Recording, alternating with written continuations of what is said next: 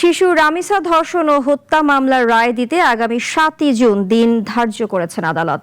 আজ যুক্তিতর্ক উপস্থাপন শুনানি শেষে রায়ের তারিখ ঘোষণা করা হয়। আদালতের কাছে আসামি সোহেল রানা ও তার স্ত্রী স্বপ্না আক্তারের সর্বোচ্চ শাস্তি মৃত্যুদণ্ড দাবি করেছে রাষ্ট্রপক্ষ।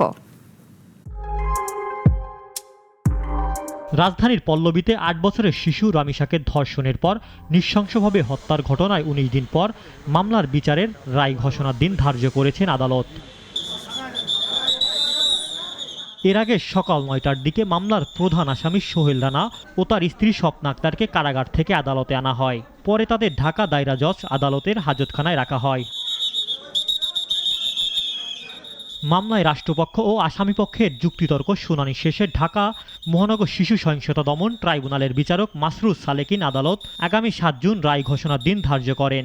এডিশনালি ১০৬-এর অধীনে যে বার্ডেন অফ প্রুফ যে কী কারণে তার মৃত্যু হয়েছে এই ব্যাপারে কোনো এক্সপ্লেনেশন তারা দেয়নি। তার ফলে যেটা হলো দুই দিক থেকে এই মামলা নিরঙ্কুশভাবে প্রমাণিত হয়েছে। আসামি সোহেল রানার দেয়া স্বীকারোক্তিমূলক জবানবন্দি ও সাক্ষীদের জবানবন্দিতে অভিযোগ প্রমাণিত হয় আসামিদের মৃত্যুদণ্ডের দাবি জানান রাষ্ট্রপক্ষ। দুটো পানিশমেন্ট আছে আইন অনুযায়ী, একটা হলো মৃত্যুদণ্ড অথবা সশ্রম কারাদণ্ড। এই দুটোর মধ্যে আবার সিভিয়ার পানিশমেন্ট হলো মৃত্যুদণ্ড। আমরা সেটাকেই মিন করেছি মাননীয় ট্রাইব্যুনালে। আদালতে যুক্তিতর্কের পর ন্যায় বিচারের আবেদন জানান আসামিপক্ষের আইনজীবী।